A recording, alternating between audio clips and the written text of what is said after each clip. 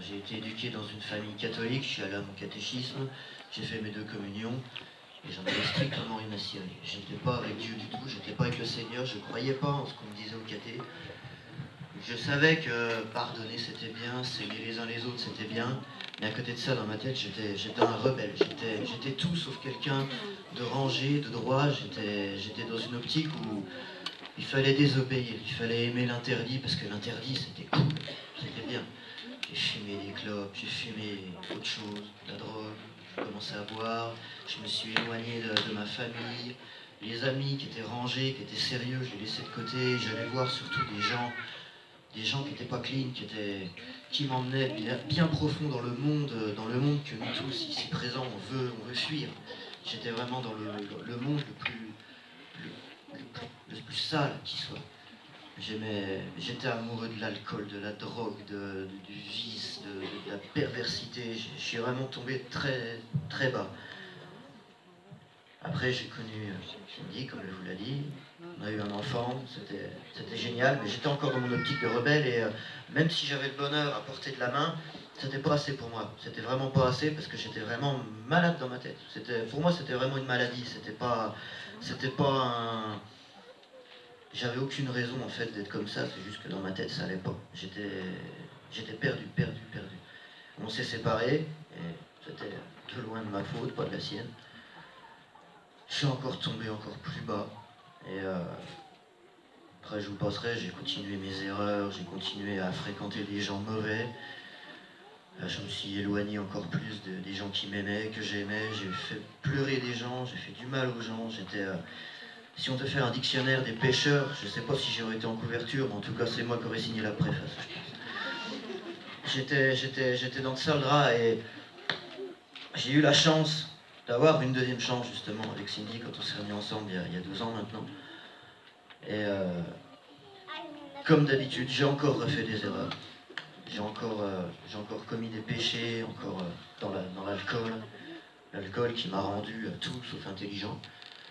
Et je suis même allé voir un psy 2 fois. La première fois, il m'a dit on va se revoir pour prendre des cachets. La deuxième fois, il a rigolé quand je lui ai dit que je commençais à lire la Bible. La troisième fois, j'y suis pas allé, j'ai préféré venir ici. Et j'en suis bien content d'ailleurs. Alléluia. Et au départ, le Seigneur, il était. Cindy m'en parlait, ma belle famille aussi, que je remercie pour ça. Il m'en parlait, mais je me disais, bon, ce qu'il a fait pour moi en 20 ans, 25 ans, 30 ans, je sais pas si ça va changer maintenant. C'est pas parce que je vais dire, tiens, je m'excuse, je suis désolé, que ça va changer quelque chose. Tout le temps, je repoussais le Seigneur. Mais petit à petit, je me disais, mais c'est pas vrai, ça. Ils croient tellement fort, c'est tellement puissant en eux, cette croyance en Dieu, en Jésus, forcément quelque chose qui. Peut-être que je passe à côté de lui. Peut-être qu'au fin de compte, il a été devant moi toute ma vie, mais que moi, comme un idiot, je ne l'ai pas vu. Et un soir où j'étais vraiment mal dans ma peau, mal dans mes baskets, je devais. Très probablement, j'avais encore dû faire pleurer ma femme ou m'être mal conduit avec telle ou telle personne de mon entourage. Je suis tombé à genoux et là, en fait, je lui ai parlé, je lui ai dit, mais si t'es là, parle-moi, fais quelque chose pour moi. Et je sais pas si j'étais baptisé du Saint-Esprit, je pense pas, par contre, j'ai senti qu'il y avait quelque chose au-dessus de moi. Et c'est là que je me suis dit, mais peut-être qu'il faudrait qu'on se rende compte que j'aille au moins à l'église, que je. Et là, mes beaux-parents m'ont dit, oui, va parler à Philippe, essaye de te rapprocher du Seigneur, essaye de. À force de me le répéter, j'ai fini par venir ici et waouh, j'ai senti quelque chose. J'ai senti qu'il y avait une force dans tous ces gens, dans cette église. Pas forcément une force mystique qui m'a mis une grande claque dans la figure, non, mais une force qui liait tous les gens. Et j'ai senti que ce que je vivais au dehors et qui me plaisait tant, à se finir pourri ou défoncé, en fait, je pouvais le ressentir 1000 fois plus fort ici, mais avec de l'amour, du pardon, de la gentillesse et un côté humain que je n'avais jamais ressenti de.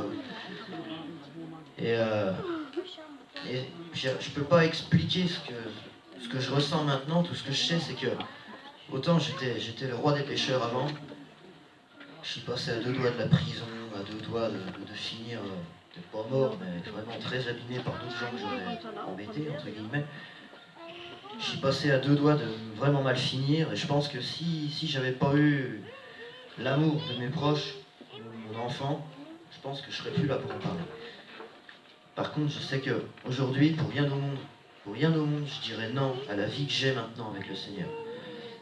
Parce que je me sens libre, je me sens vivant, je me sens joyeux, je me sens libéré de toute la crasse qui a régné sur ma vie pendant plus de 30 ans maintenant.